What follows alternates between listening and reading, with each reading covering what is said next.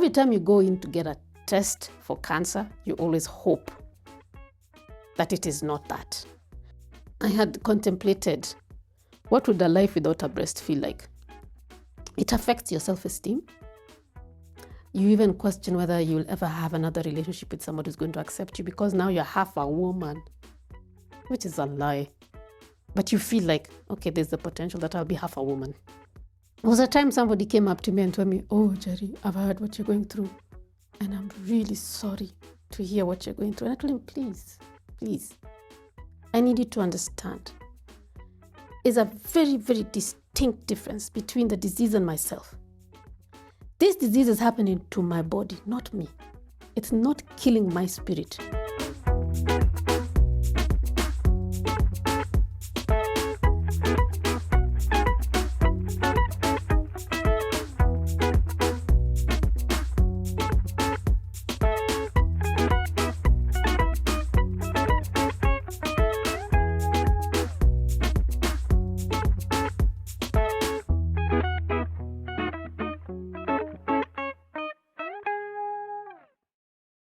My name is Njeri Kiereini. I am a mental health advocate, and I am extremely passionate about the human condition, and I defend the human experience. But in life, there's always going to be challenges that make you rethink why you're here, your purpose, and you question God. And sometimes in that questioning God is how you find him. So in 2019, I had one of my toughest challenges in life. I got diagnosed with breast cancer. And, the story about how I survived breast cancer sometimes is very fascinating. Because, as women, we tend to have changes in our breasts through the monthly cycle. Sometimes it's lumpy, sometimes it's tender, sometimes, they're not always perky, So some years ago, many years ago actually, I felt a change in one of my breasts, my right breast. And it didn't seem to be anything really challenging. I just thought it's probably the usual monthly lumpiness that comes with your cycle. And at first, I was like, I ignored it. I was like, whatever. I wasn't feeling anything. There was no sensation. And it stayed like that. And after some time, I'm like, what is this thing? I'm like, I'm going through my cycle and it's not changing. What is this thing? So I go to a hospital and I'm like, there's something in my breast and I'm not sure what it is. Can we just check? I don't feel any sensation, but I feel some irregular kind of thing. So I go and we do the sonogram, and this guy is like, I don't see anything. It looks like normal breast tissue. I'm like, okay. And I looked at the sonogram, and indeed it looked like normal breast tissue. I said, okay, I'm healthy. Cheers. Jump off the table, go home. And a few years later, I'm like, this thing is still there. So I go and I have a breast examination. I'm like, this feels like, and they're like, no, it feels like normal breast tissue. I'm like, no, it feels like, no, it just feels like normal breast tissue. Is it growing? It's actually not growing. Is it hurting? It's not. Is it moving? Yeah, but So they said, okay, then you're right. So I was like, okay, so I am again okay. And then I continued my life. And then come now 2018 is when I start seeing some changes. And I'm like, but I've been reassured it's okay. Then I see more changes. I'm like, but I've been told it's okay. So 2018, and by this time now, I'm employed as a consultant. So I had many consultancy jobs that I was doing. So at one of my clients, they're like, hey, come for Christmas party. We are closing down 2018. 2018 has been a good year and you're one of our best suppliers. I'm like, I may come. So we eat. The festivities are there. Merry Christmas. We talk about the year. But during that party, I started feeling a little off. Like I had a low-grade fever. And a low-grade fever it's annoying. It doesn't hurt you, but it's just annoying. You're just feeling off. So I had this low-grade fever, and then my right breast felt inflamed. And when you have got inflammation in your body, you just start feeling off around that whole area. And I had inflammation and I was feeling it all the way in my back. And I was like, am I catching a cold?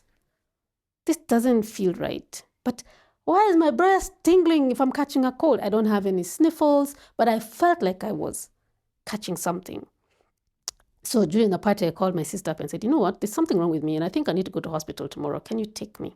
She's like, fine, where are you? I'm at a party. Let me enjoy. So the following day we go to hospital and this is Christmas time. So everyone is winding down. So I go to the hospital and I get examined. This time, the doctor's face tells me things are not okay. He tells me, now you know what, I need to send you to the main hospital because I was at a satellite hospital. I need to send you to the main hospital and whatever they tell you, you do it.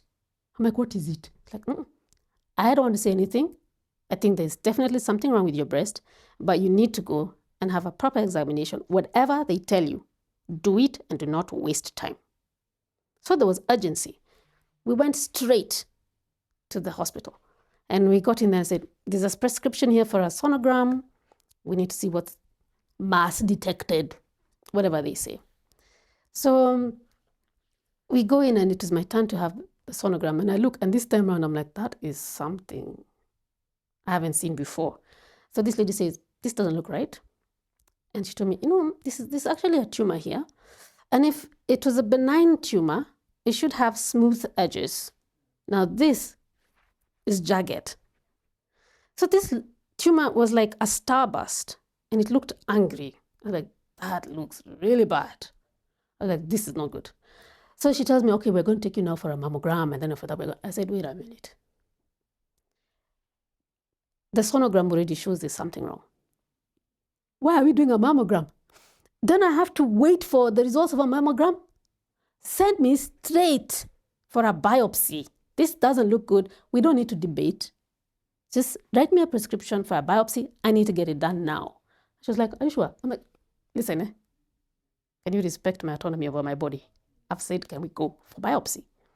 So she's like, okay, let's write you a prescription for a biopsy. So I'm sitting in the reception with my sisters. We're waiting for this biopsy thing. And then I tell my sister, you know what? I think this is what it is. And whatever I have to do to deal with it, I'm going to do. If I have to have a mastectomy, it's fine. I'm in this to fight to win. So as I was doing the thing, I asked them, what size is this lump? It's 3.14 centimeters. I was like, oh, okay. What does that mean? So I start going to Dr. Google. And Dr. Google says this is like stage 2, whatever, but you need to do a series of tests before it's confirmed. And so I tell my sister, I think this is stage 2. And if it's stage 2, we're going to beat it. And she's like, wait a minute. Hold up. You've already decided. You've already decided surgery. You've already decided what you have. You see here where the woman of steel works. Can you see? There was no time for indecision. So woman of steel took over. I said, no, this is what we're doing. And I'm convinced this is what we're doing. My sister's like, no, hold on. I'm like, no, I have decided. So we go to have the biopsy. Very scary experience. And every time you go in to get a test for cancer, you always hope that it is not that. So even as you're doing the biopsy, again, I'm like, I don't even know what breast tissue looks like. So when this guy does this and he pulls out specimens, and I'm like, oh, is that how breast tissue looks like? Every time there's something to learn. I'm like, oh, is that how it looks like? Interesting. So it goes and he says 2 weeks, but it's Christmas time, so probably take 3 weeks. 3 weeks of waiting. So what am I going to do for 3 weeks? Let me just go home. Let's have Christmas. What could I do? I could have gone home and slept for 3 weeks. And I hadn't even told my family because I was not sure what it was. I didn't want to create any alarm. So I could have gone home and slept, or I could go home and enjoy Christmas. And then I did not know what it was. So what if it wasn't stage 2? What if it was worse? What if I only have 1 year to live? I'm going to enjoy Christmas. I have children. I'm not going to be moping. So man up. And I did that. I spent Christmas, we ate. People would come visiting and I'm like, please eat that chapati and go. I'm tired. And they were wondering, why are you so tired? I'm like, because you do get exhausted when you've got cancer. You get exhausted. It zaps your energy. So anyway, come January, and I'm like, it's time for me now to go and face the truth. So as I'm waiting now to go see the results, to get the results from the guy of biopsy, I don't know what they're called. My friend calls me up, tells me, by the way, I have this program I'm going to put out called Miss President, and I think you can be a judge. I'm like, you think I can be a judge? Eh? Okay. Then I call my sister. I'm like, we haven't received the results yet, but okay, no, in fact, by that time I had known. I said, now I know this thing. I don't know when I'm supposed to start treatment. We've not agreed with the oncologist. And she told me, what do they want? They want you to act. They want me to act. For how long? It's 3 weeks. She told me, do it. So I got the results. All the scans. By that time, you've done your CT scan. You've done the biopsy. You have the results of the sonogram. That's first part of diagnosis. There's another part. And we received the results, and I give my sister. I said, read them for me. So she's like, and she's not a doctor. All those medical. Then she deduces, she says, it's not that bad. It's stage 2. I thought, okay, now we can go now and look for an oncologist. Because at least we know, okay. No, actually, they didn't say stage 2 at that point. They just said, yes, it has been observed. It is in the breast. It is definitely positive for cancer, but it's in that breast and a little bit in the lymph nodes. I said, okay, it hasn't spread. The big thing was, has it spread? So, I was like, it's just in the breast. Okay, fine. So mastectomy is fine. We're going to chop it off. So we found an oncologist. We were supposed to go with these results to the oncologist, but I said, let's look at them before we get there. I don't want to go and collapse. So she's like, this doesn't look bad. I'm like, okay, from our own layman's thing, it seemed okay. Now let's go see the oncologist. So we would go see this oncologist, and he reads it and he says, okay, it's in the breast. I need to send you for a number of other tests. We need to do your blood work. We need to find out what's causing this cancer, because there are different causes. It's either hormonal or it's triple negative. Triple negative is a little more difficult to treat because finding the cause is difficult with triple negative. But when it's hormonal, it's positive for estrogen and progesterone. So he's like, we need to find out, is this hormonal? So that we know what treatment to give you. So I went and did my blood work, did all those things, and I had to wait. So in that interim of waiting is when now my friend calls me up and tells me, hey, there's this thing called Miss President, and I think he'll be a good judge. And I'm like, wait a minute, I just received the diagnosis. I'm not sure. So he's like, will you come? I need to think about it. So I call my sister. I'm like, what do I do? She's like, can you go? You're going to be on TV. I'm like, yeah. And then they will say, we know we're going to beat this thing. Yeah. So you go before we start treatment. We don't know what's going to happen when you do the treatment. I was like, hey, by the way, I might lose my hair. How am I going to look without hair? Let me do it. So I call this guy and I'm like, Amin, when do I start? Show me where. Do I sign? So he tells me, come on Monday. Monday, I'm there. Start. I did this, and first of all, I talked to my oncologist and I said, okay, the results haven't come out yet. When will they be out? In a week's time. But I have a TV show now.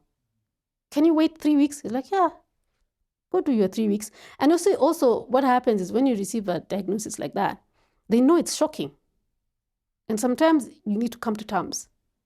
So he's like, take it easy. You go do what makes you feel good. And then come ready now to fight.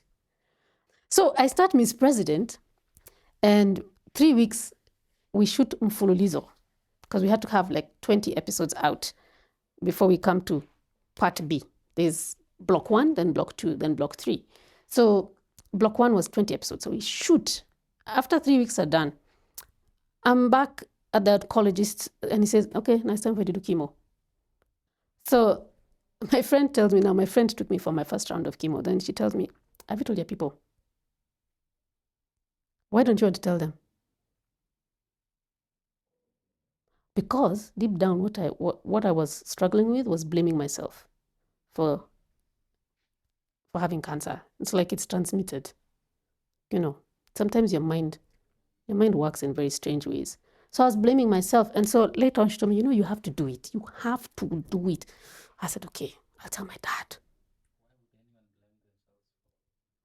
I'm telling you, your mind can play tricks on you. It's crazy. But I was blaming myself. So I had to tell my father that, hey, this is what I just found out. And then the way I delivered the news to him, I went into his bedroom and I told him, I know this is a lot to take in. I'm sorry that I've had to tell it to you this way, but please relax. I have gone through the motions. I understand what I'm dealing with. And tomorrow I start treatment. After that, we'll talk about it. Bombshell. I went the following day, did the treatment, came back home. And that's when I explained. So this is what's happening. This is how it's going to happen. This is the treatment. This is that. So he's like, wow. So he needed time to also come to terms with it. I decided to go on with my treatment.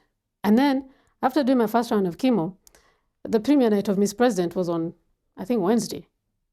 So I'm like, I asked the doctors, can I go for my premiere night? Go, do what you want to do. So I go for the premiere night and we launch Miss President. Hello, guys. Nice. 5 days later, I was in hospital because I was sick. My immunity had dropped. My son came and kissed me and gave me a cold, and it became the most difficult thing to fight.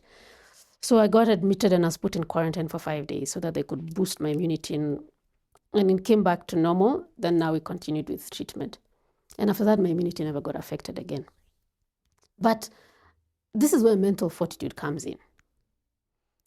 I started with the sonogram and I decided I was going to beat this thing. And I got sick. I'm like, I'm going to get out of this thing. And once my health recovered, my immunity was now stable and I could continue with treatment. I went in and I told my doctor, we're going to do this now. There's no more what ifs. Wait, let's finish. So I saw several doctors. I got different opinions. Before I settled on my oncologist, I think I saw at least 3. And I got opinions. What is this? What is this? Some said, Winnie, you need 16 rounds of chemo. I was like, what is 16 rounds of chemo? Another one said this. And after a while, I'm like, who here seems to be making sense? And at the same time, I asked about other doctors who were, quote unquote, the popular doctor to go and see. And one of the things I always told people is, I don't go to see popular doctors because they are popular. Because in my experience where I have been attended to by popular doctors, I don't get attention. I need time. I need somebody who will pay attention. So even if this is the guru, quote unquote, of breast cancer, that's not the one I'm going to see. I'm going to see the person who will have time. And of course has got some track record of success. And the thing I learned about the medical fraternity, they know each other. So whoever I'm speaking to, if they say, I think I've heard about that oncologist, his reviews are good. His reviews are good. That's the person. So that's how I chose my oncologist. Now, even, with each time I had to even select who's my surgeon.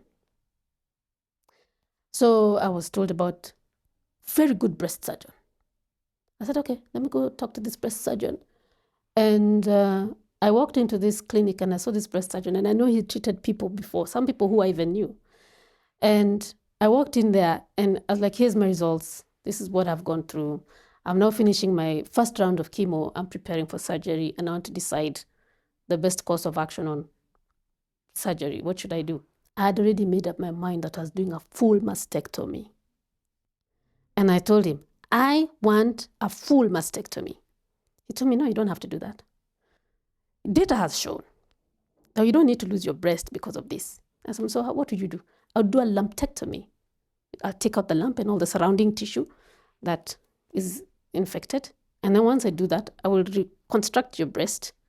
And if I need to adjust the other one so that they can fit, I will do that so that you come out looking like you're normal. You discuss a lot of things. You discuss where the tumor is one of the things I came to learn is there nipple involvement. So is your nipple involved? If your nipple is involved, you'll also lose your nipple. What does that mean? It means you'll have a breast without a nipple. So there's all these things you discuss even when you're thinking, what is my best option? Then I'll even tell you, we can even reconstruct the nipple. We don't have to take the whole nipple out. We can take portion of it. There's a lot that you discuss. But I had made up my mind I wanted a mastectomy. So this guy said, no, I don't think you need that. We can do this, we can do this. I'm like, I want a mastectomy, but you're discouraging me. I said, okay, that's fine. You're an expert. I went to meet the doctor that trained him. I said, you know what? I went to see so and so. That was my student. And he said this and this and this. He said, he's actually right. He's actually right. He's a very well-respected doctor. And I support what he's saying because I know he's actually right. But he told me, but in my experience. And when I say experience, my sister also had breast cancer. So in my experience, take off the breast. You're right. I said, are you sure? You're making the right decision. Take off the breast. So I went back home and I said, these are the people who are telling me this. My family said, go with the guy who says remove your breast.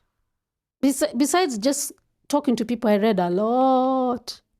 I read a lot about breast cancer. Any information there was out there about breast cancer, I read. What are the outcomes of lumpectomy versus mastectomy? They'll tell you statistics say people with lumpectomy still do as well as people with.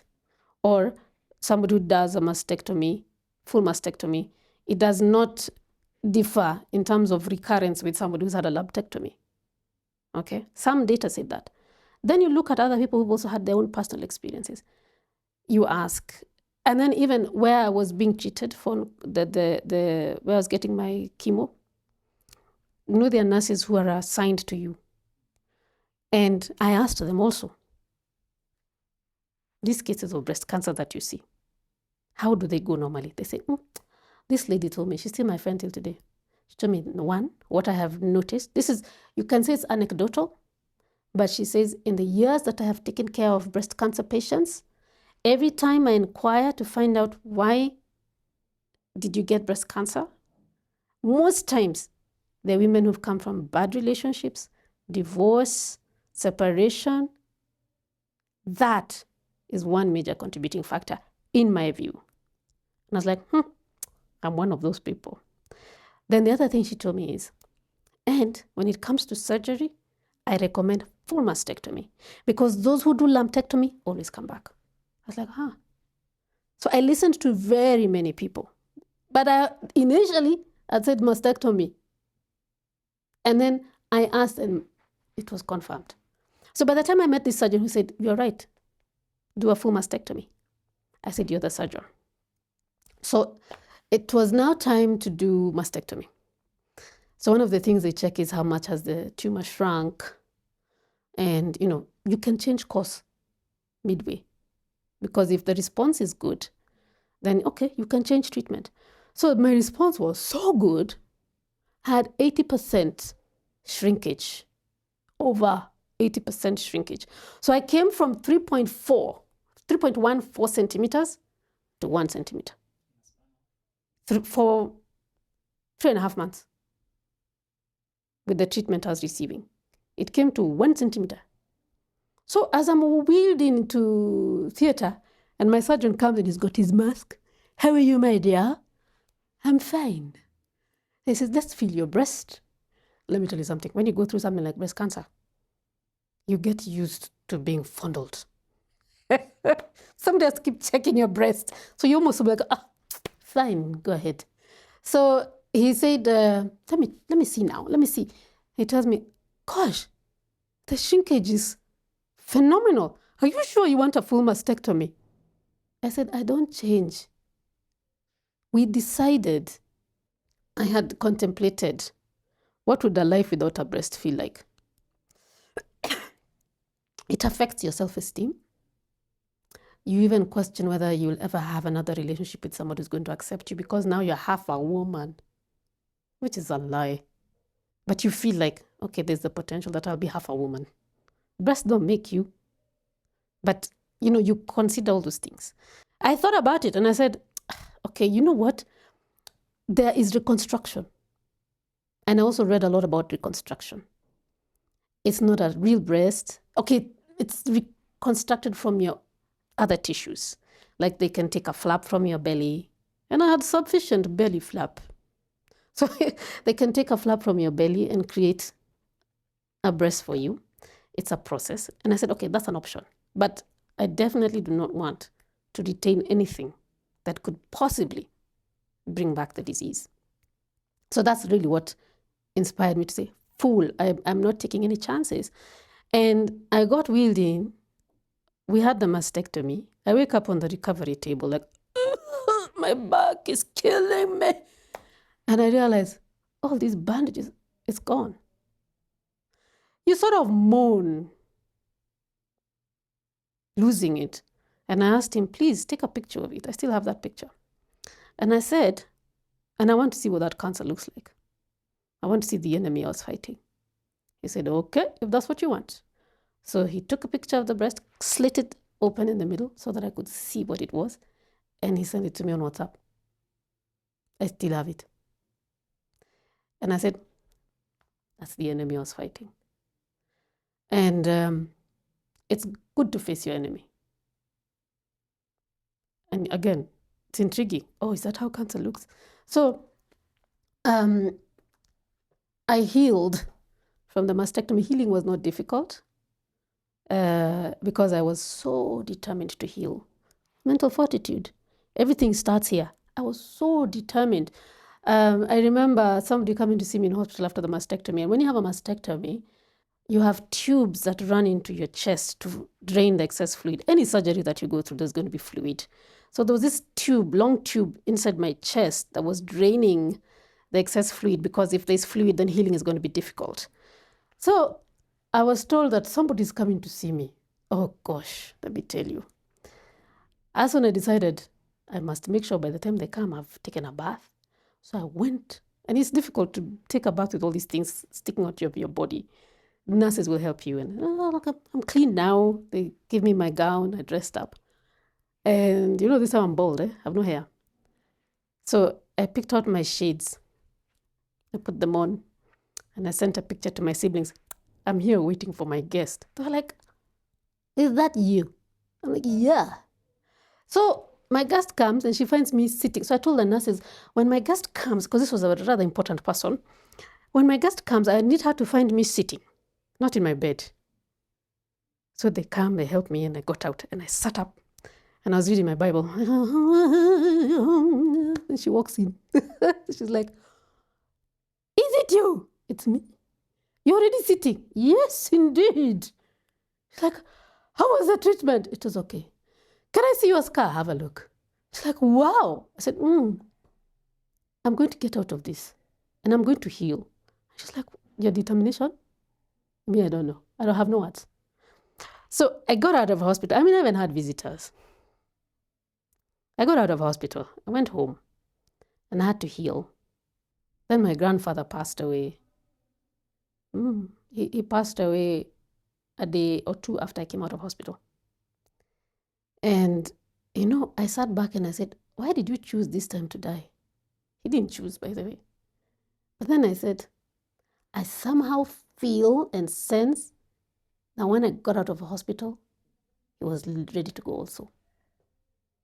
So, but that's a story for another day anyway. So, I had to go through bereavement. And it's okay. We heal from such things.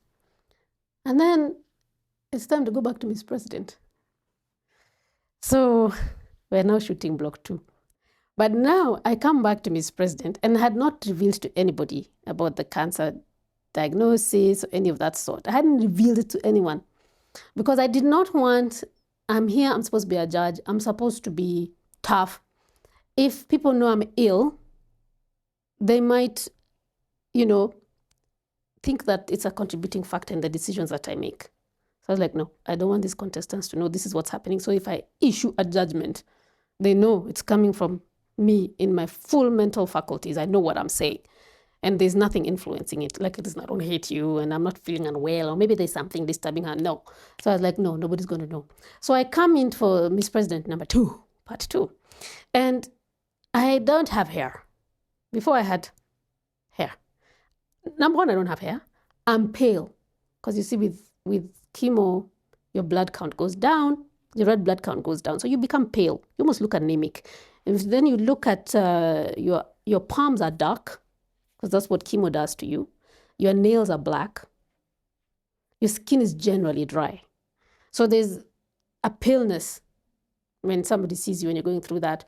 In fact, I remember, because I always had my full makeup on, so somebody came to see me at home suddenly.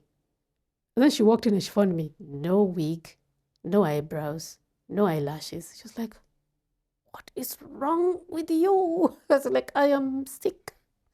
What's going on? She was shocked. I told her, relax. I don't have hair because I'm going through chemo, okay? Oh, you know, the last time I saw you, you were looking so alive. Yeah, it's called foundation. Okay? So I go to Miss President, and here I am, and I know I look pale. I have no eyebrows. I have no eyelashes. So weird looking. Every time we were doing makeup, we had to do it sort of in hiding, because if I take off my wig, people get shocked. So she would take it up to a bit. I'm like, don't show too much. Then she'd do my makeup, give me natural looking eyebrows. Then she came with the fake eyelashes and she'd put them on. So I just look like nothing happened. And I went through block 2 and block 3 that way. And so I would go on TV all through. Just go watch Miss President, the first season. All that time. There was so much going on. And that's how I made it through Miss President. Even the contestants of part 1, Miss President 1, now is when they're finding out that I was sick. I didn't tell anybody. It was just the executive producer and the team that knew. But the contestants, now is when they're finding out. Because I never talked about it. I didn't want the label at all. I found it easier to fight it as this thing, not I am a victim of it. I did not want to identify with it. 100%. I was like, I'm going to beat this. It just has to go. I'm not going to accept it. So I was not in denial of what I was suffering from, but I did not want this to be a defining element in my life. I didn't want to be known as the cancer survivor. And I'm not saying there's anything wrong with that. But that for me was not something, a label I was going to accept. Because I was like, I'm going to deal with it the way I've always dealt with things. Tackle it head on. And you know, it's a very interesting thing that you're asking, because there was a time somebody came up to me and told me, oh, Njeri, I've heard what you're going through. And I'm really sorry to hear what you're going through. And I told him, please, I need you to understand. There's a very, very distinct difference between the disease and myself. This disease is happening to my body, not me. It's not killing my spirit. We will tackle it, and it's going to get out of my body. But I don't want you to feel sorry for me because I'm going through it. Because it can happen to anyone. Cancer is not transmitted.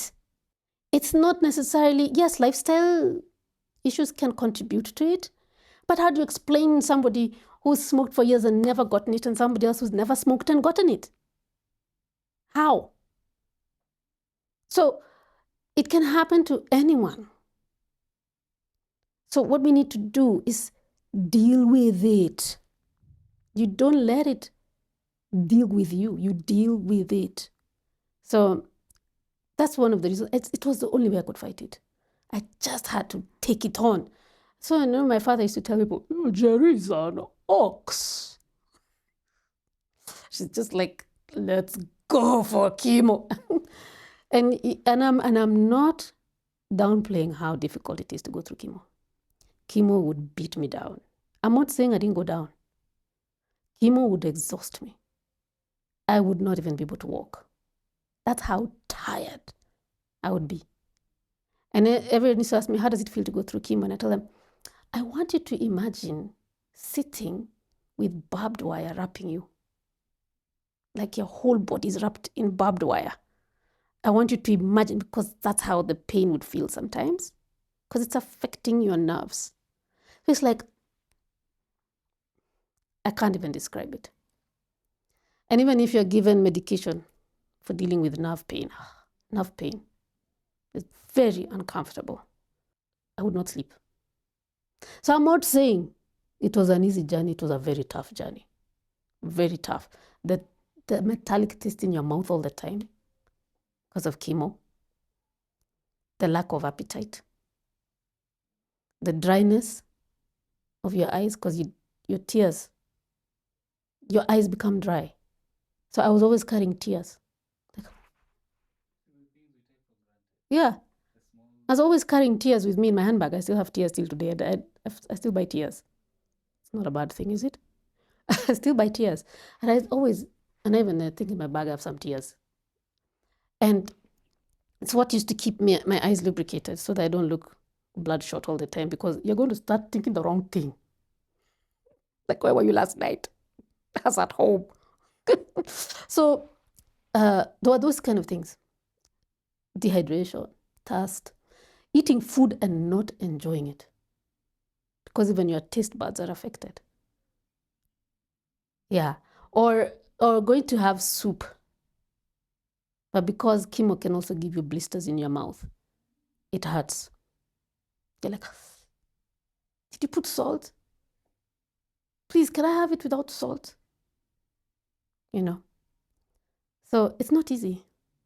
I'm not gonna lie. It's not easy. But I said, it's not gonna kill me. I said no. No.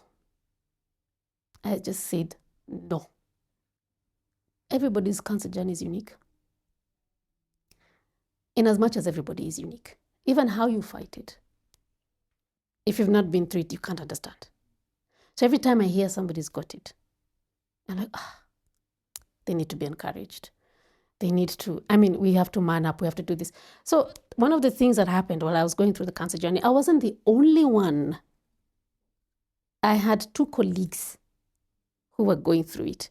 One did not know she had it. The other one found out at the same time as I did. We were working in the same department. No, we were working for the same company, but different departments. So different programs. I was consulting for one program and she was employed in another program. But we'd interact with same office, same floor. And when my colleagues found out that I was going through that, I said, you need to talk to. She too is going through that. I'm like, sister, can we sit down? So we would talk and our treatments were almost the same. I was going for chemo, she was going for chemo. So we had someone to compare with in the office. And it helped to know that I was not alone. And she also felt good to know that she had me. So we could talk about surgery, what options, who is your doctor, what stage were you? She was diagnosed at stage 1. So I was like, hey, sister, no, me I'm stage 2, but hey. And 1 year of going through that. Have you started radiotherapy? Yeah, how many sessions? Like that. We finished. Chemo done, radiotherapy done, surgery done. She did the surgery after me. So she comes back and she had some implants. So we're comparing notes. So once we're done, we come back in January and we're like, so have you done your final CT scan? That time there was no PET scan. Okay, there was a PET scan, but I think it was only one. So it was difficult to get a PET scan. So we're like, let's do CT scan. So have you done your CT scan? She's like, yeah. Waiting for my results. I said, if I may, waiting. So I went and I was given a clean bill of health. And somehow I could feel it. Clean bill of health. And I come back and ask, and you? What did you find out? She's like, mine is not so good. I'm like, why? You found it at stage 1. She's like, the lesions in my liver. I was perplexed. What went wrong? She was very frustrated and desperate. She didn't know. She's like, I don't know. And this doctor is not telling me. Again, sometimes even our doctors, they'll defend themselves and it's fine. I get it. Cancer is a very sensitive thing. But, as she was talking, she's like, my doctor, I feel like my doctor didn't do a thorough job. Now, I'm not criticizing doctors. But, if somebody feels something there's some truth. And when I found out who she went to see, I was like, it's that popular doctor that I did not want to see. You see somehow how things get confirmed? I was like, I told her, you know what? Somebody had recommended that I see your doctor, and something told me not to. Like, even I was recommended, and I said, I'm really sorry. So I said, what is your next course of action? She's like, I'm looking for second, third opinions. So I sent her to my oncologists. They looked at her case, and there's something called the board. There's a cancer board that sits down to review complicated cases. They looked at her results and they told her, unfortunately, there isn't much we can do. At that point, you start thinking of palliative care rather than trying to treat and cure. Or other options. There are not that many sometimes. It gets complicated. So she got reviews, and eventually she found some treatment in Germany where they were, because her liver was really bad. It was really swollen. They were putting the chemo right into her liver. So instead of delivering it intravenously or orally, because that's how chemo can be, you can take a pill, you can have it intravenous, you can do it through a chemo port. There are many ways that they deliver chemo into your body. They put it directly. So it's like she had to go through some procedure. So they'll put in a certain dose of the chemo right into her liver, and then she comes back to Kenya and they review. So at first it started working. It was working that she had so many tumors in her liver by that time. So they were reducing and they were shrinking and shrinking. Then she would go back for review. So she did it about 3 times. She traveled to Germany 3 times. And on the last one, she told me, well, yeah, they're trying. It seems like the last treatment didn't work. I said, gosh, now what's next? So we discussed diet. We discussed whatever we could do. And after a month or so, she was gone. So okay, we had to deal with that because I felt like I've lost a comrade. Anyway, it was sad. Unfortunately, I didn't know her family, so I could not condole with them much. So I had to accept that she lost the battle. But you see, unbeknown to me, as we were both in the office fighting this thing, there was another colleague. Now, she had a cyst in her breast. At the time I was getting treated, she had a cyst in her breast. She never told me. And she said she came to find out like 2 years later, 2 or 3 years after I had finished treatment. So she had a cyst. She didn't tell me. In fact, she was such a cheerleader of mine that when I finished treatment, we went for celebratory lunch. Imagine, hey, we finished it. And I was like, wow. She's like, you're such a fighter and stuff. She had something. She had an idea, but she was too scared to say it. She was too scared to say it. 2 years later, she calls me. And by the way, we've been interacting all this time. So 2 years later, she sends me a text. I need to talk to you. I'm like, what about? So I'm like, what's up? She asked me, if somebody has a tumor in their breast, where do they go for surgery? I'm like, hold up. Who has a tumor in her breast? She's like, I think it's me. I'm like, what? Since when? This thing has been there since 2019. Why didn't you ever mention it to me? She's like, well, me, I didn't think it was anything. I was like, I'm coming to see you. So I go to see her, and first of all, she's very thin. She's lost a lot of weight. She's frail, and she's coughing. So I asked her, hey, this cough, what's up? She's like, I've been having pneumonia. Anyway, I said, let's talk about your breast. What's going on? She's like, well, now me, I think I have this thing here. So I feel it, and I'm like, definitely, this is it. It's hard. It's immovable. When a tumor is immovable, it means it has planted itself somewhere. When it's movable, there's a better chance of treating it. Yeah, like mine was movable, meaning it had not implanted it on the chest of the wall. Your chest has a wall, on the wall of your chest has a wall of muscle. So if it implants there, it's not good. So hers was not moving. So I was like, this doesn't look good. Anyway, so I told her, okay, now what? This, we need to do biopsy, we need sonogram, so I take her through the whole shebang, like, let's do this, let's do this. We go, we check, confirmed there's a tumor. Biopsy, confirmed it's cancer. She had not done any of that. She had not done any of that.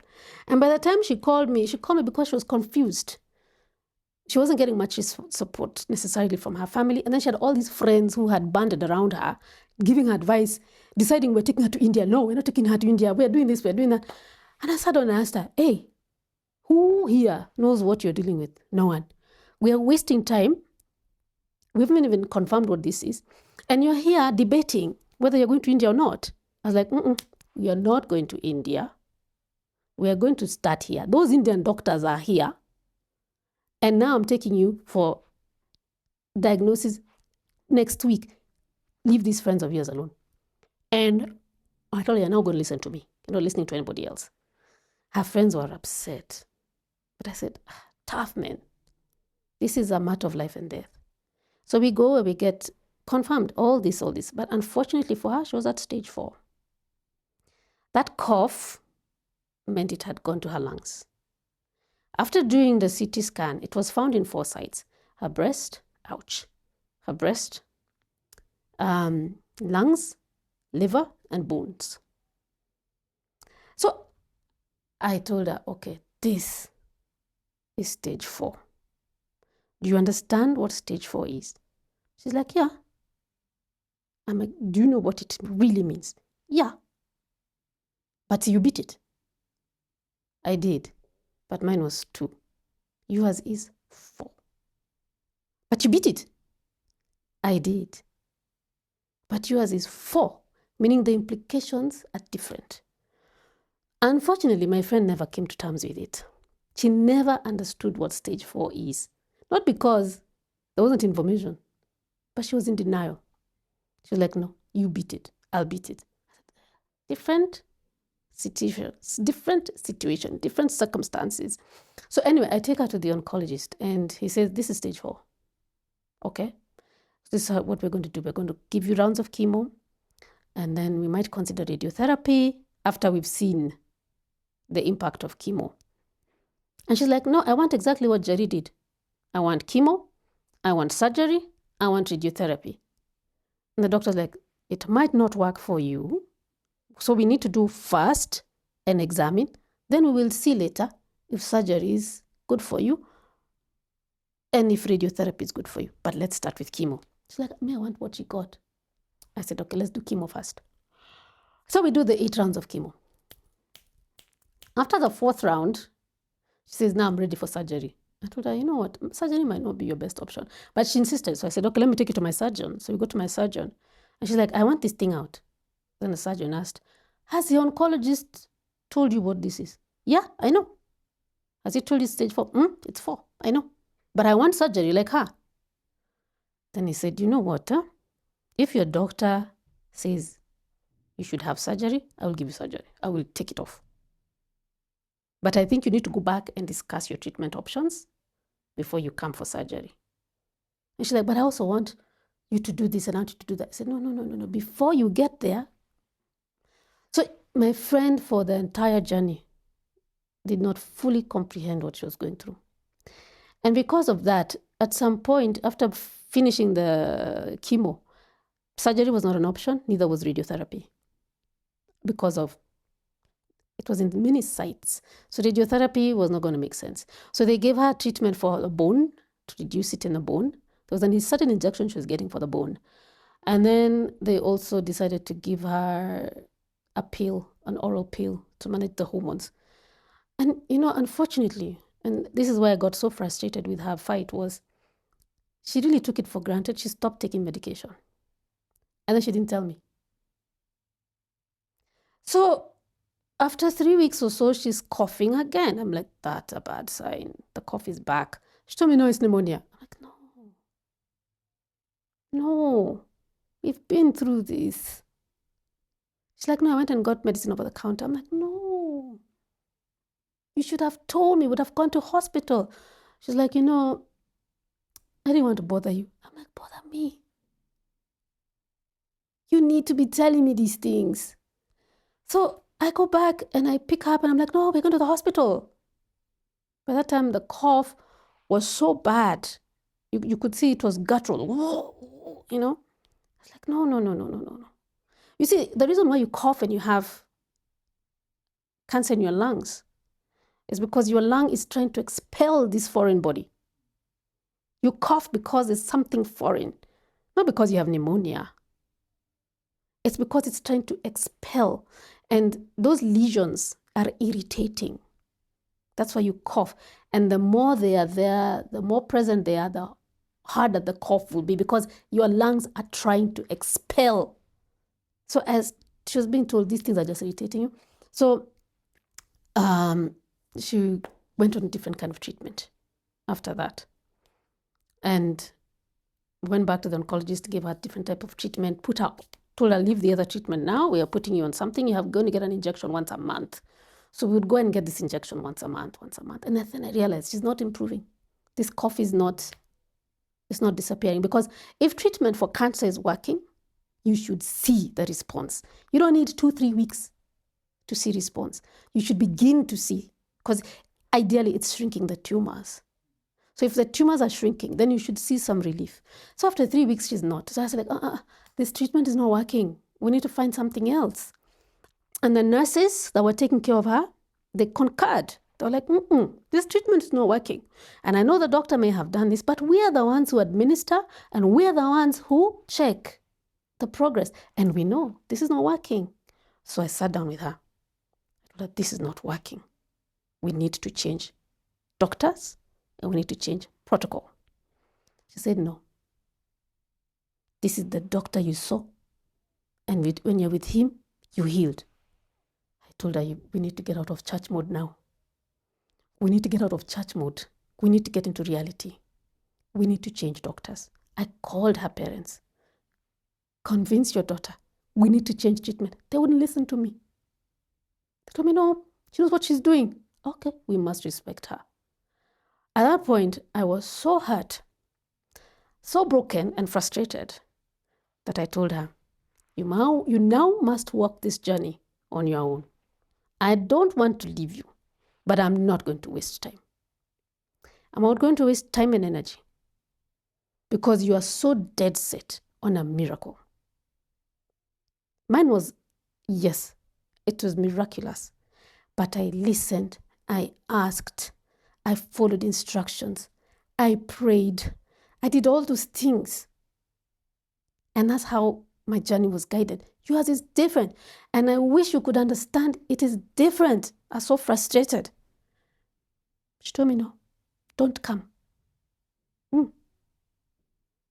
Don't come. Leave me alone now. I didn't talk to her for 3 months. Then she called me and told me, I'm sorry for what I did. I'm so sorry I sent you away. I need you now. I really need you now. I said, okay, I'll come back. By that time, the nurses who were taking care of her were saying, we have no test to confirm this, but we think it's got to her brain. That's why she's being irrational. I said, wow. So I went back. By this time, she was skin and bones.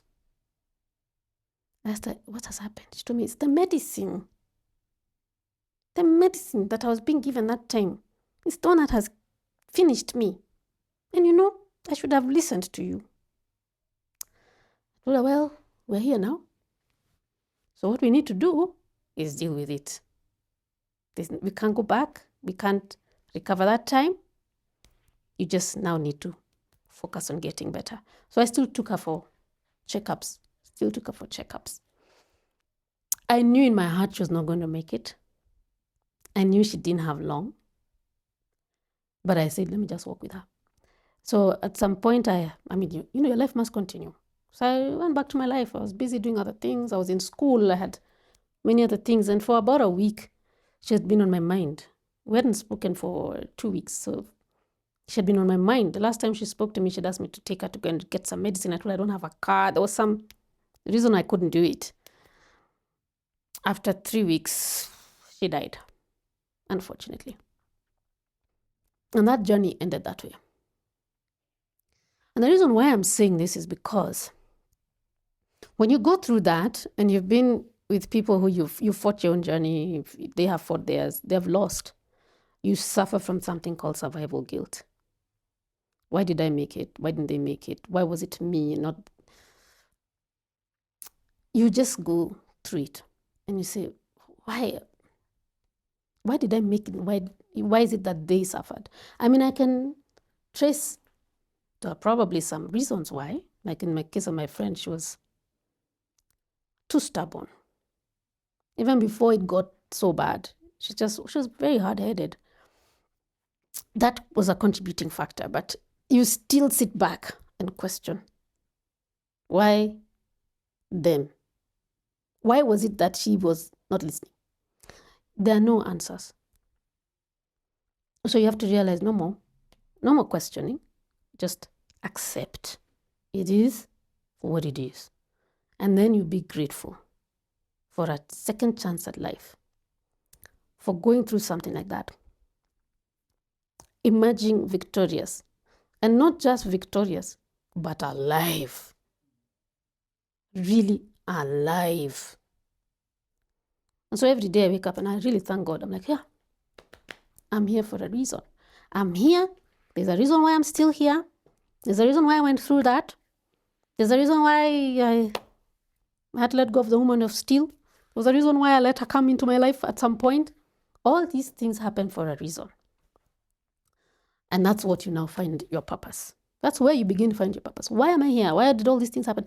And so in the process, what has happened is I found my purpose. I decided I'm going back to psychology full-time now. I mean, I'm middle-aged now. And I'm now planning for the next 40 years. What will I be doing? How will I be contributing? Is to understand the human condition and defend the human experience. That's why I'm here. And also to share, to teach, to guide, to support. So like all those years back when I was like, if I'm not doing, I'm not feeling. Now it has come full circle and I now know why I'm here. And that's why I went back to school. I'm studying psychology now. The reason we don't hear much about people's survival stories is because there's always an underlying sense of shame about pasts that are not necessarily quote unquote good. But the truth is, who can stand and say everything for me was good? There's literally no one. So my life has been very adventurous, extremely adventurous. It's like I'm always writing a movie. I'm one person that has always told people I did not like school. I went to school because I had to go to school. I stayed home doing what? And my parents would not allow me to stay home anyway. So I didn't like school. I didn't like the rote learning. I didn't like being forced to cram things. I didn't mind going to school to play with people, but at the end of the day, I was always like, home time. When is home time coming? I'll go to school waiting for home time. So I often joke with people that I went to school to grow up, and that's what I did. But just being in school in a system where I did not feel like I had enough room to express myself, it made me feel like sort of an otherness about me. So when I say an otherness, it's feeling like I really don't belong here. I don't know why I'm here. I'm being forced to come to school. So sometimes when you hear people talking about imposter syndrome, that's how I felt going through school. Like I don't fit in. I don't like class. The things that I used to enjoy was any place I could go to where I could explore. I can use my imagination. So some of my favorite places was the library. Funny thing is, I would enjoy the library. People didn't like library time, but for me, it was like, wow. I walk into the library and there are all these books and I'm allowed to fantasize. So I read a lot of Enid Blyton and those kind of authors growing up, and a lot of books with stories that children could relate to. So maybe I can start by saying how education systems are built. They are built to educate children that I would say, and I'm going to use a psychological term, neurotypical, meaning people whose brains work in a certain way. So school systems, and especially I think 844 school system, did not take into consideration people who are neurodivergent. So being neurodivergent means your brain doesn't work like the typical. So people who are neurodivergent might have, this child who's probably very hyper in class, very, very hyper. They can't settle down. They cannot seem to concentrate. Now that I'm studying psychology, you find that maybe that child is suffering from ADHD. So that's an example of somebody who's got a neurodivergent brain. But having a neurodivergent brain doesn't necessarily mean that you have a condition. But there are people who just think differently. And I think I was one of those. I think I'm still one of that kind of that person. I'm still that kind of person who thinks differently because I am naturally curious. I want to understand things on a level of depth that not most people would. So that made me feel different right through school because I think the system was not designed for people like that. And I was more of an artsy person. But it also did not mean that I did not like sciences. So I was just that kind of person that would be in between. I find biology fascinating because there's a story. There's a story about the human body. There's a story. And that's what would fascinate me about biology. But I hate chemistry. I couldn't stand chemistry. And I'm being forced to do chemistry. I couldn't understand why. It was a real source of frustration. So going through school in a system where I didn't feel I could be free, I felt like I was in what they call a tight jacket. I cannot stretch, I can't do anything. So I endured. I just endured.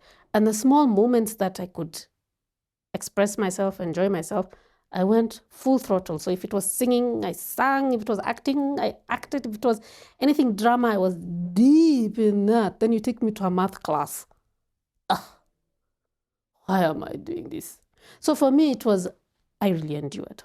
And then when I went now to university and I had all these options open to me, I was like, wow, it was a dream. Like, I can choose this. I'm free. And it was such a relief, such a relief. Parents sometimes have expectations. They don't recognize that every child is different. And sometimes it just boils down to temperament. It's not mtoto akona kasoro. It's temperament. We don't understand temperament. And I struggled so much to try and figure out, why am I like this? And just because of my own curiosity, and I started studying, oh, it's the temperament. So I think parents need to be made aware that children come into this world, each of them is different. Each child is different. Like now I have my 3 kids.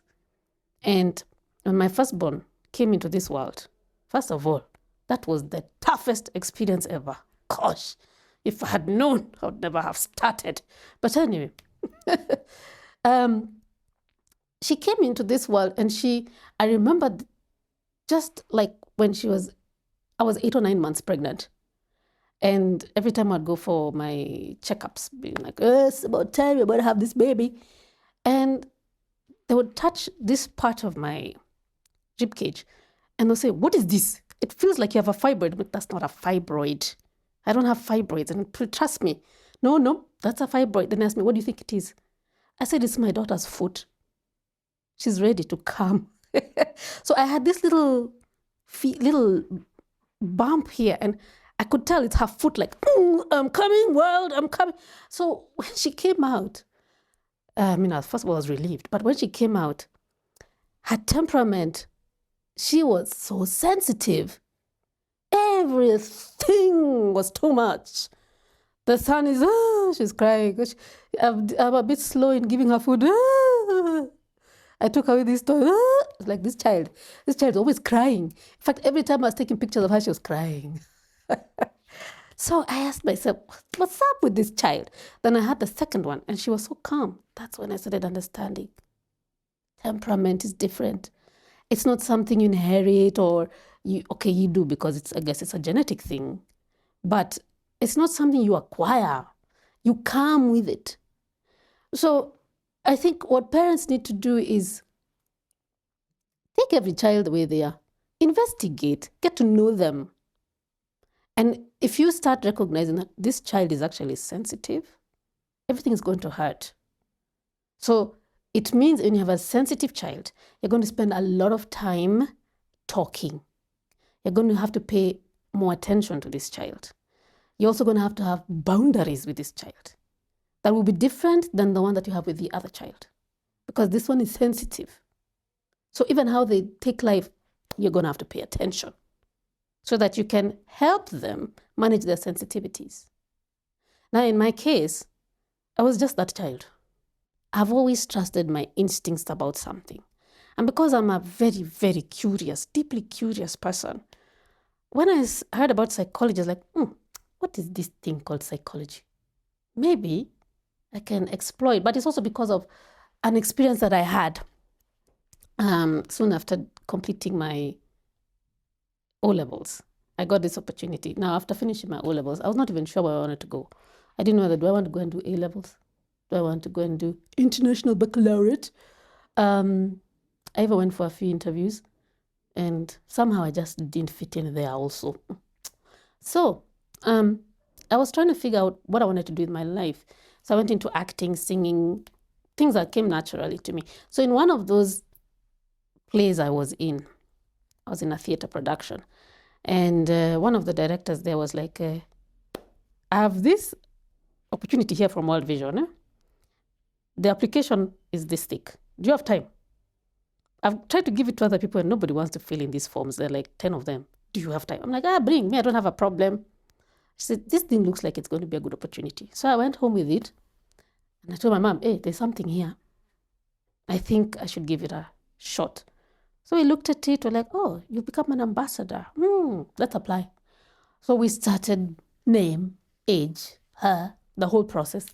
And then I had to write 2 essays. And this was now in 1996 when this opportunity came. I just finished my O-levels in 95. So I was still exploring the world. So here is this application.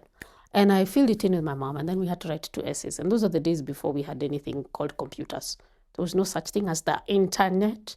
So we had to type if you had a typewriter, but we didn't. So I wrote like 4 pages of my opinion on the Rwanda genocide, because we had just experienced that in Africa. And because we had seen a lot of Rwandese fleeing to our countries, neighboring countries, and Kenya being one of them, I had encountered a lot of Rwandese. So somehow I felt like I want to state what I feel about the conflict.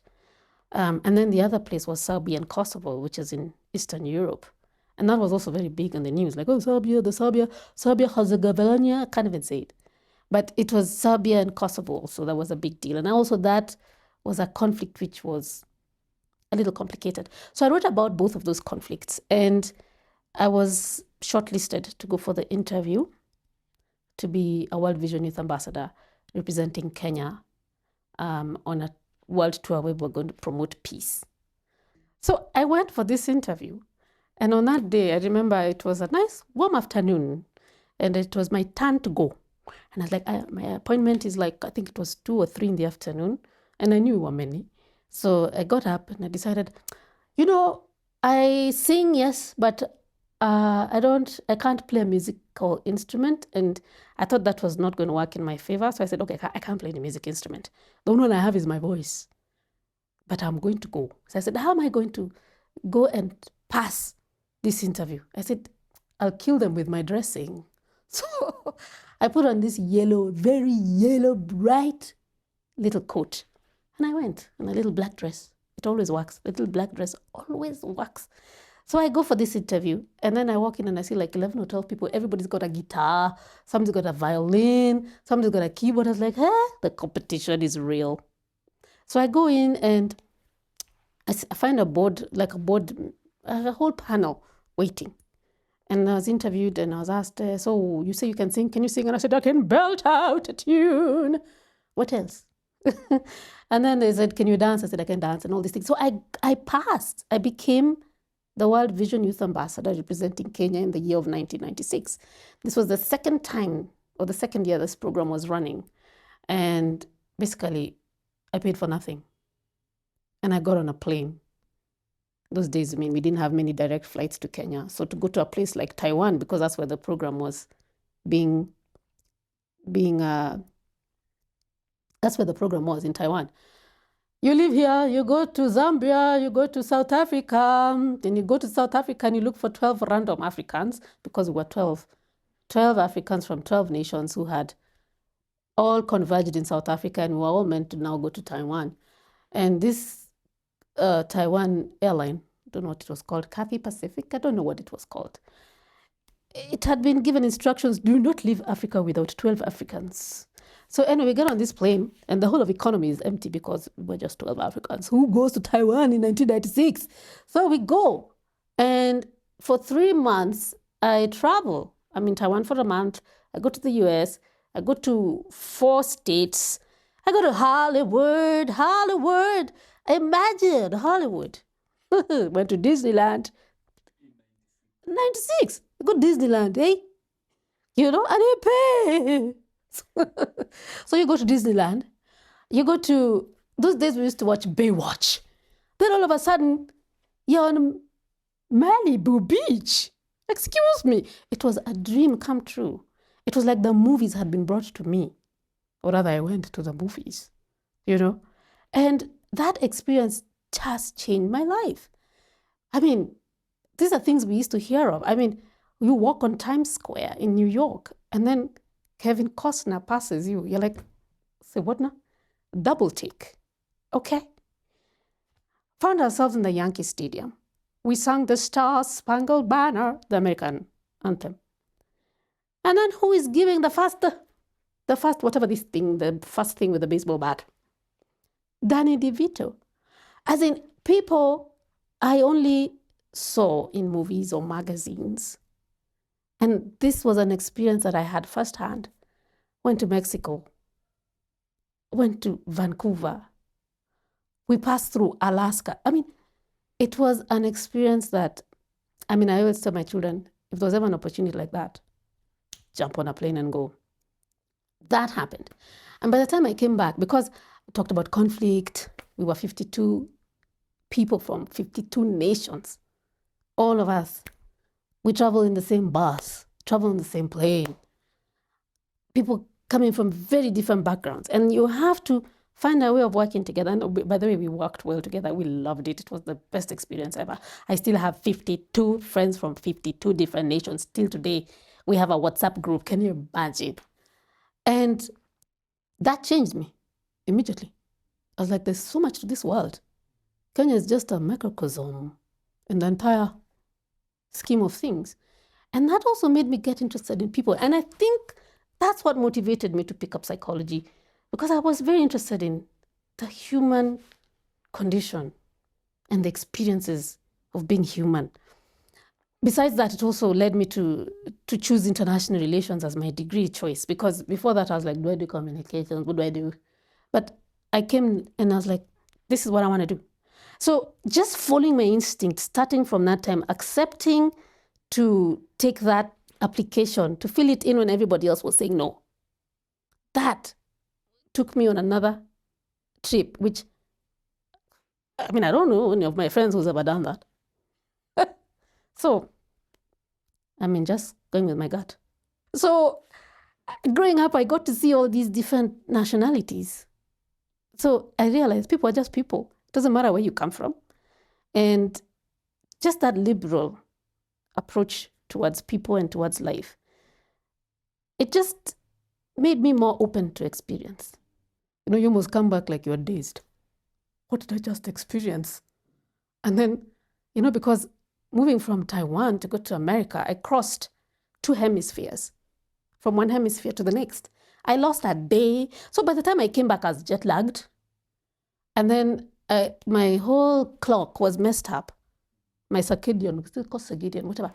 My clock was messed up. My biological clock was messed up. So I was sleeping at 5 p.m. when people 5 p.m. felt like 2 a.m. to me. So when people are talking to me, I'm like,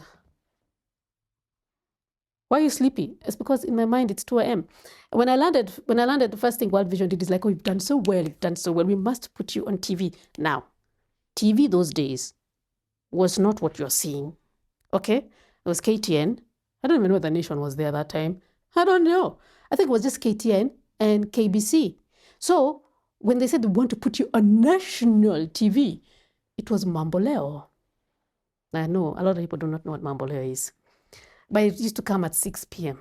So they take me to Mamboleo, the KBC studios, and I go there and I'm being interviewed by this guy with my World Vision counterpart here. And they were like, so tell us about your experience. It was good. I traveled the world. I saw many things. And then I fell asleep on live TV. The interview was ended. Anyway, so I come back and I go to school and I select USIU because that was the one place that was offering international relations. And again, it's an international university, so there were other people from other countries, very familiar territory to me by that time. So I said, okay, and I'm going to pick psychology and I'm also going to pick marketing because, again, as Gen X, what were we taught? Go to school, get a good education, get a job. And then I just said, let me spread my risk so that if I don't get psychology, I don't get this, I'll have marketing. So when I finished, I'm like, I have all these qualifications. I have an opportunity to work for the Kenyan government and become an ambassador after my ambassadorial experience. Or I could become a therapist. And I looked around and I was like, how many psychologists do I know?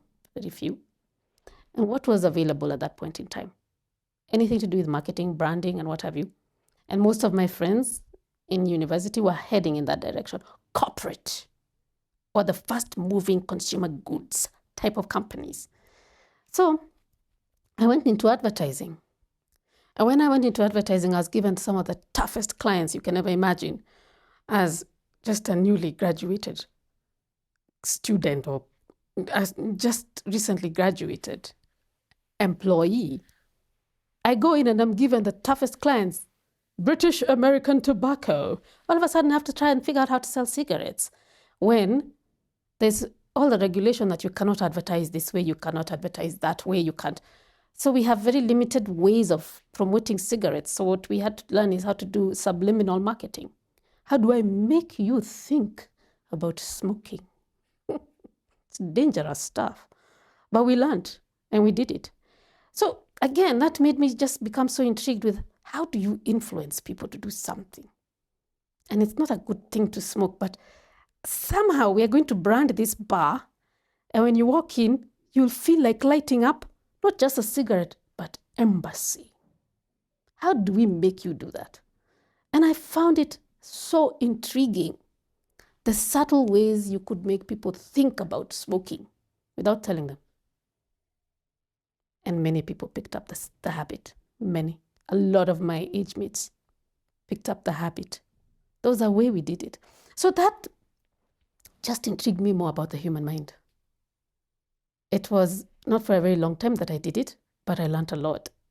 You see, for me, every time I took a job, and I used to take a job based again on my instinct, what interests me and why am I going there? I wasn't doing it to rise in the ranks. I didn't have career ambitions to be CEO. I couldn't care less about that. I just took up employment that I could learn from. So I moved from selling cigarettes. I would sell cigarettes because one of my clients was BAT, the other one was GlaxoSmithKline. So I moved from selling cigarettes to pharmaceuticals. So anyway, you move from that and I go into insurance.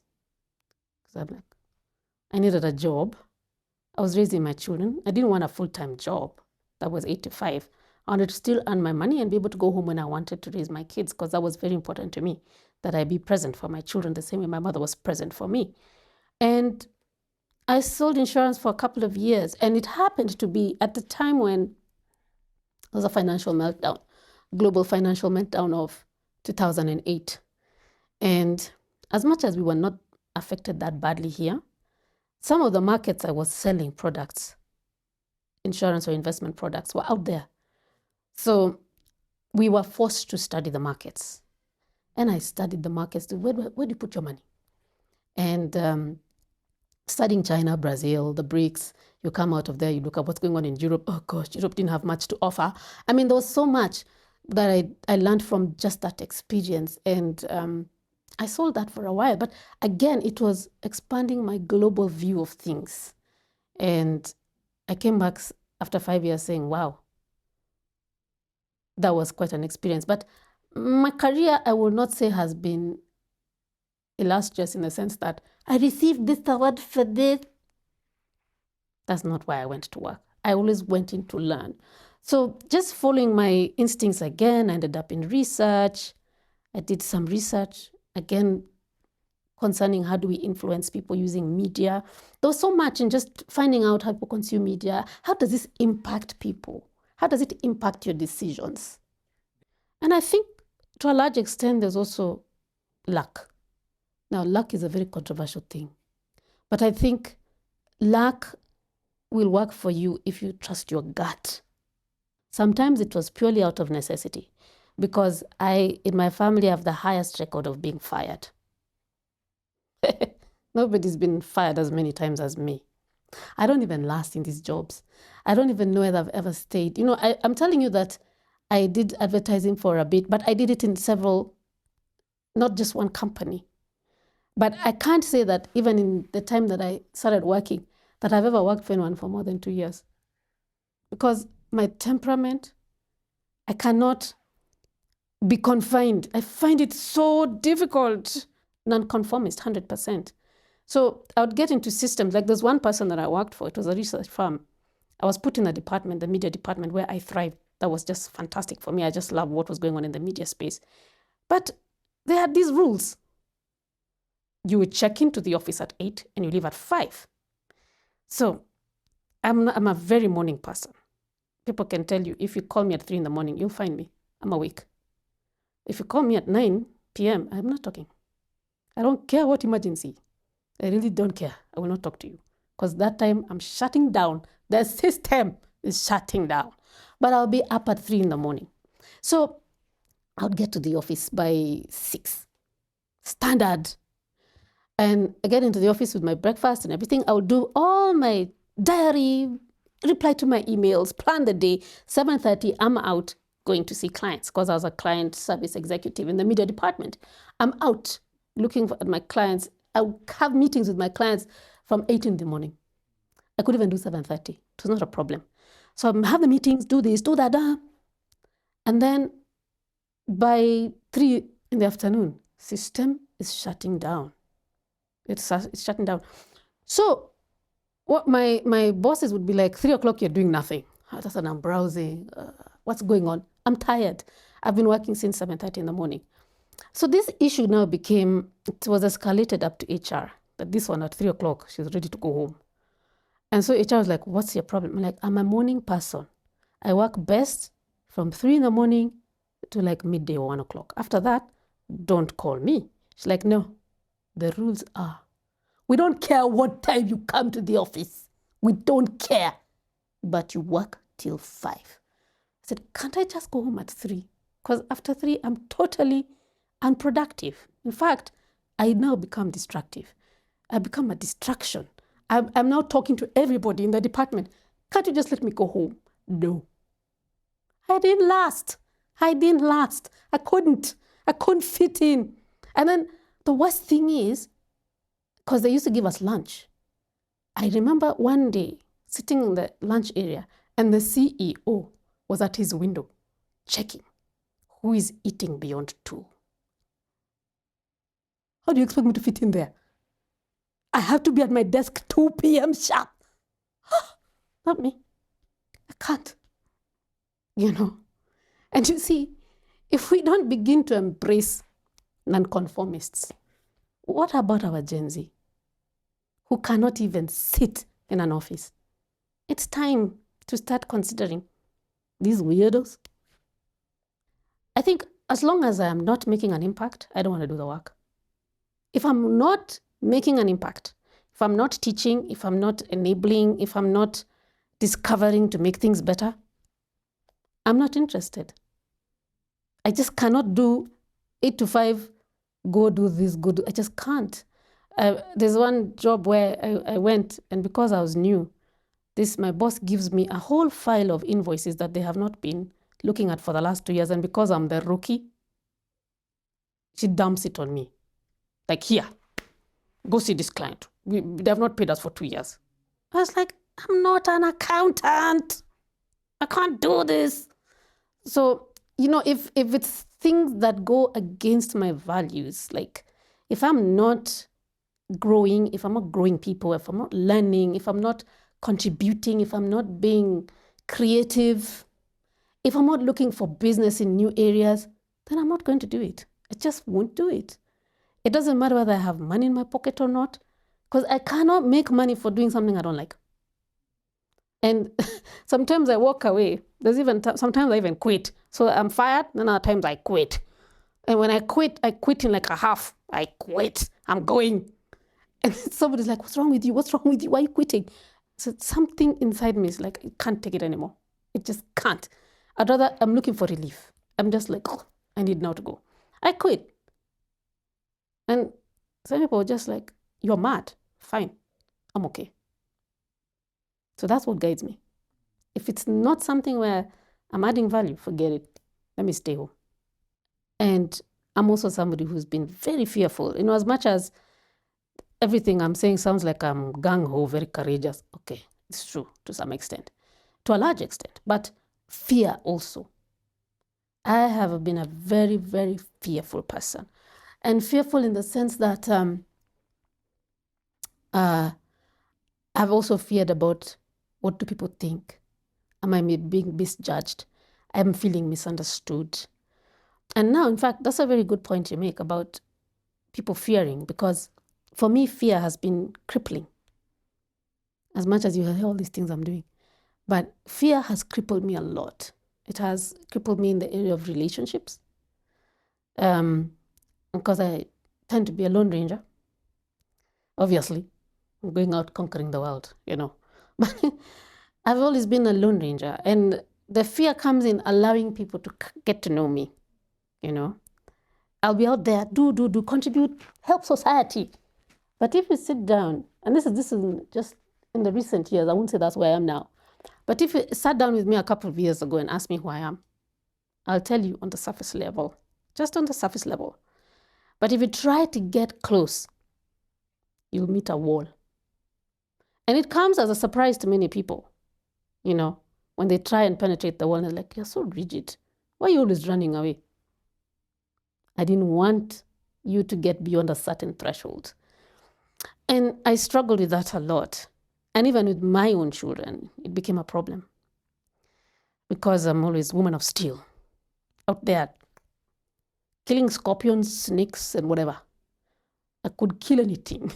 In fact, there was one time, a male friend of mine, I was describing to him how one time at 2 a.m. at night, I got a puncture. And I drove into this petrol station and I told him, fix the thing, I need to go. And he asked me, don't you fear anything? I said, in that point in time, I didn't have room for fear. So I would present this hard, tough.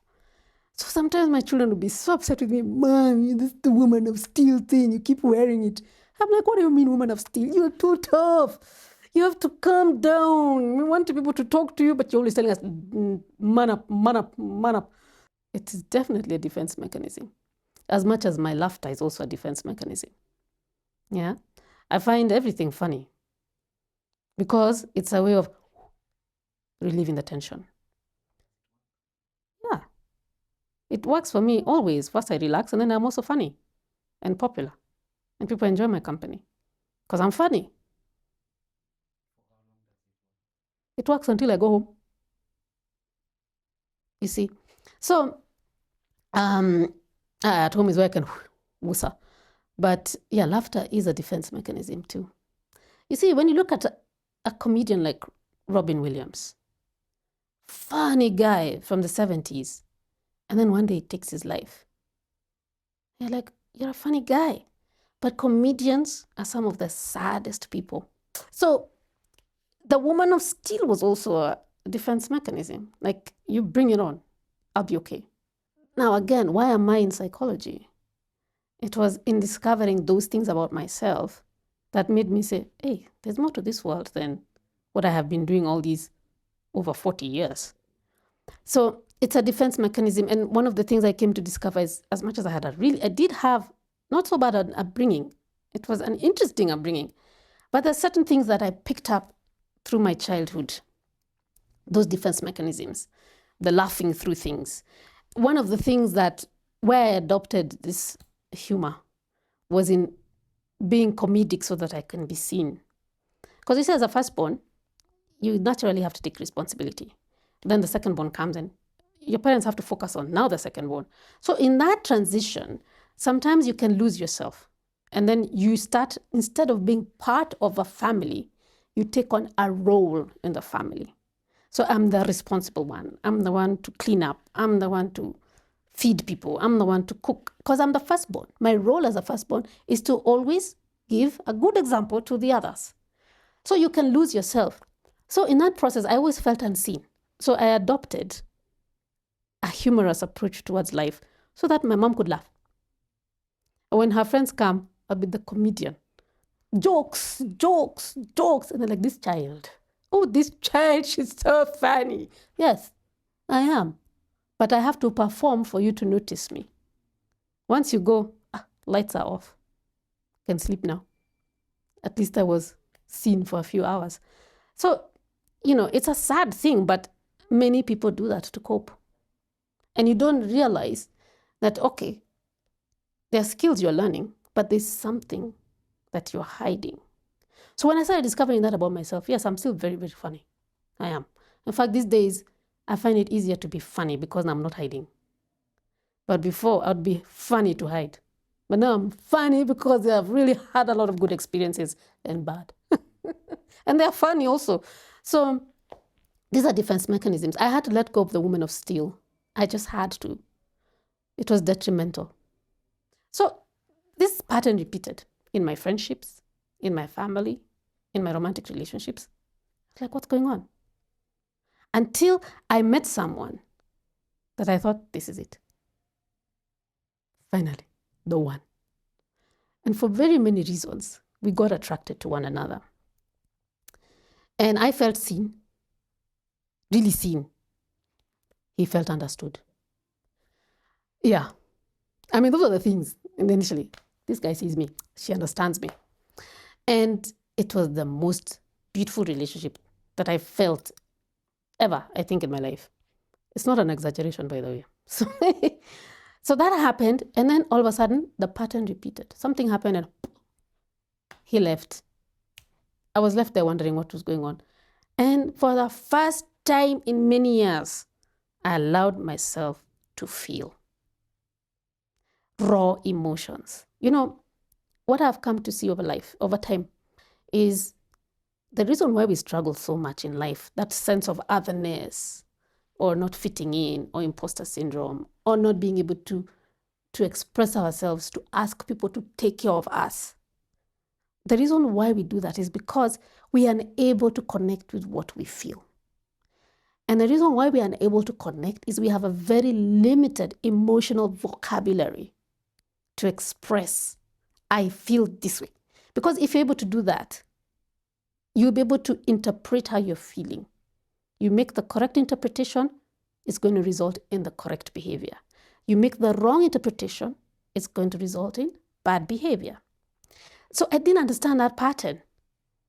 So this was the first time after this breakup. This was the first time I sat and felt. The times I was just, I'll laugh it off, or man up.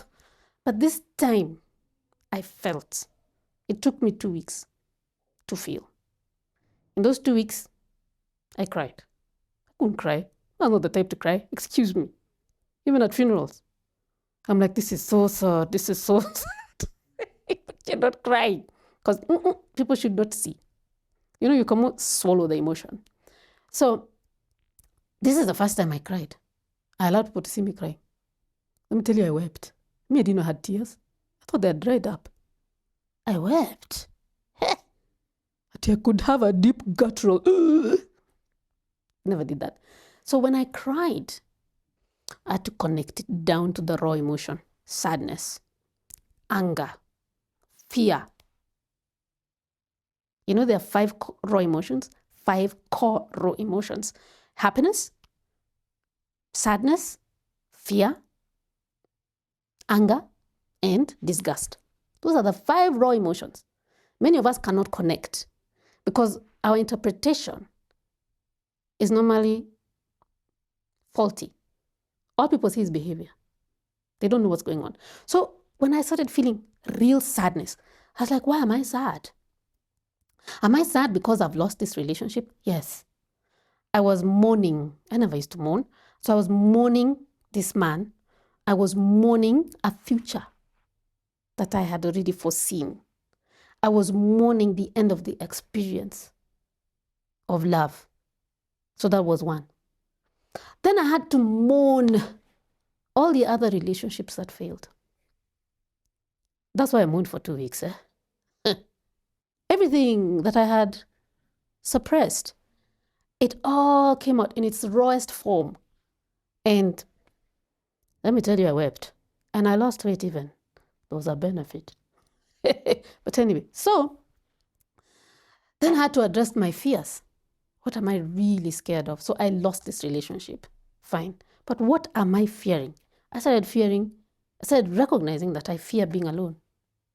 That's why I was buying friends. I was buying company. And that's why I would people please so you don't go. I fear being abandoned. So it came down and I started saying, these are my core fears. Abandonment. I fear being abandoned. But I also fear allowing you to come into my life in case you run away. So I don't let you get close. But the minute you start getting close, I'm like, you're going to abandon me. So I push you before you do it. So I had to address those two. Why do I fear being abandoned?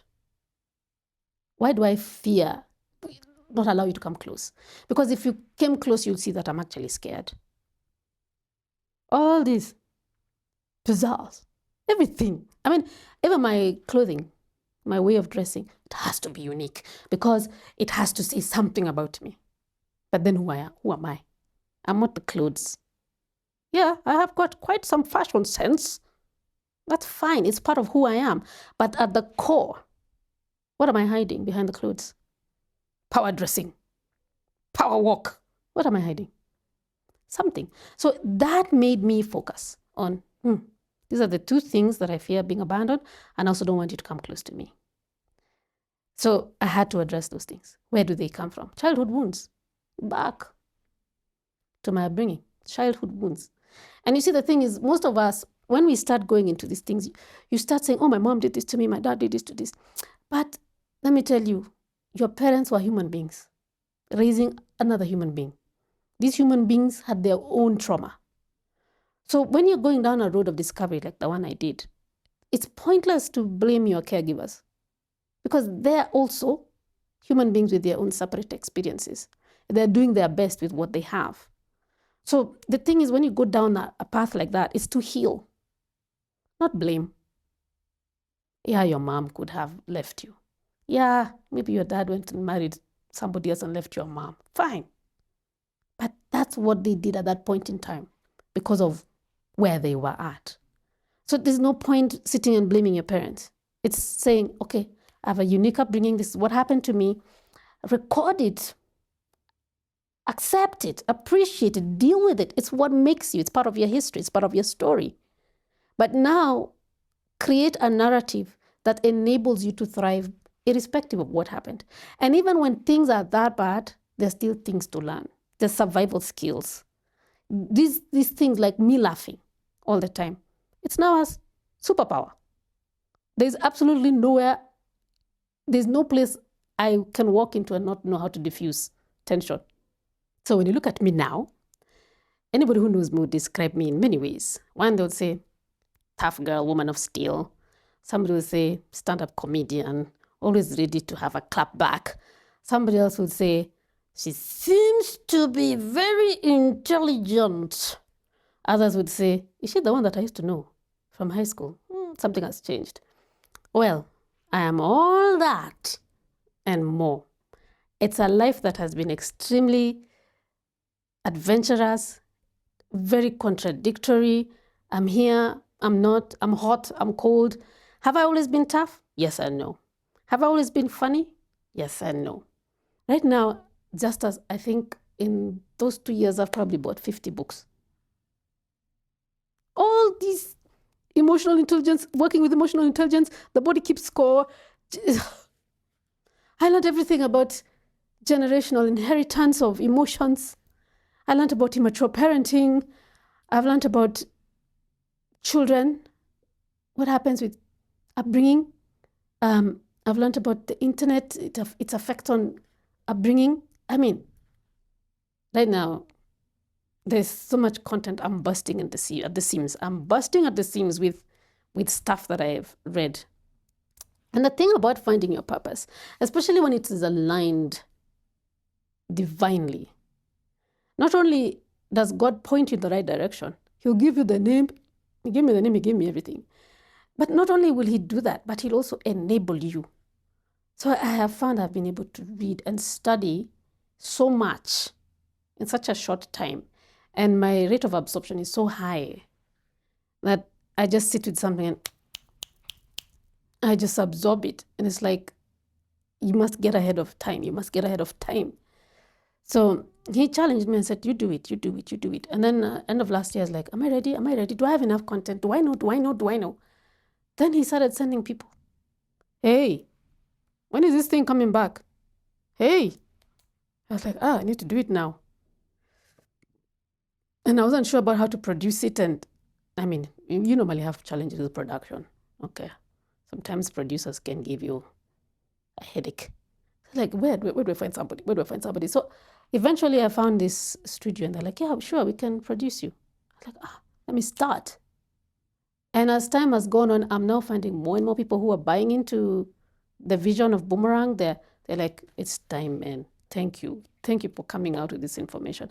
So I have started again and I've started putting out more episodes on Boomerang Podcast Africa. That's what it's called. It's on YouTube. I have a Facebook. I have Instagram. I'm still yet to understand TikTok. I need time, okay?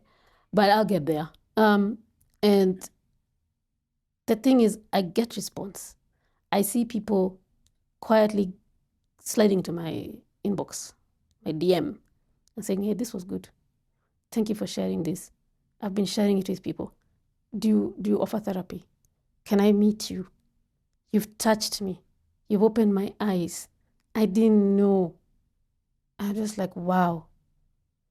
All those years have been worth it. And that's why this is now my future, is to educate, inform, share, help people grow, and to do it on a large scale as much as possible.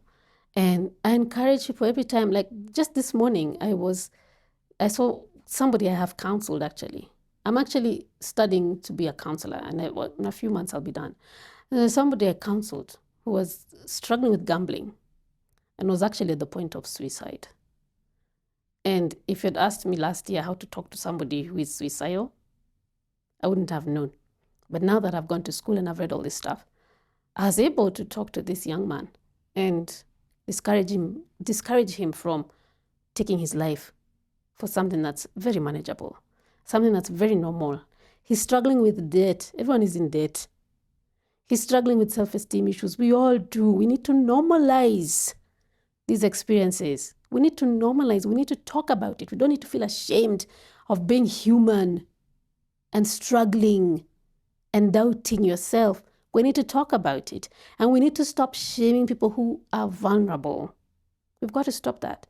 And when I talked to this young man, he called me at 9 p.m. Not typically I'd be asleep. But he told me, I'm really sorry to call you now. I heard you speaking somewhere. I took your number because I did give them my number. And I'm at the verge of taking my life. I need to talk to someone. I said, slow down. What's up? And we talked and I said, look, who doesn't owe money right now? It's all right. There's nothing to feel ashamed about. We need to deal with the gambling. We need to find out why you're doing this. So for that night, I said, just sleep. Tomorrow, at least you know I'm here. Don't think about anything today. Sleep. Tomorrow, let's talk. And within a few weeks, he was recovered, had a more positive attitude towards life. And even today, I was talking to him again today, and he's struggling with relationships and stuff. And I was like, what can I tell this guy? I don't have time. I'm going to Justus for an interview. What do I do? So I just went to Boomerang. I pulled out an episode that spoke specifically about what he was dealing with. I said, read that till I come back. Every time I shoot something on Boomerang, I ask myself, will my children be proud of this video 10 years from now or 15 years from now? Will they have a place to show their grandchildren their children who their grandmother was? Will my grandchildren be able to tell their grandchildren that they had a grandmother who was doing this?